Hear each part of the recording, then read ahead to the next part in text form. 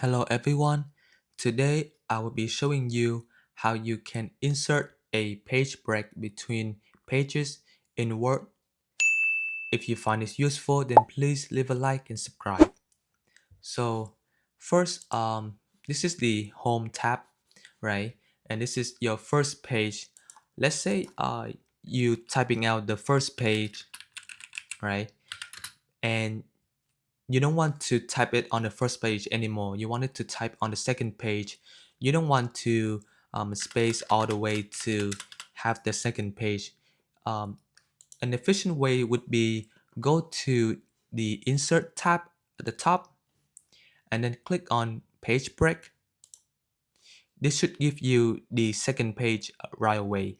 So this option would be much more quicker, so you don't have to always spacing out to get to the new page.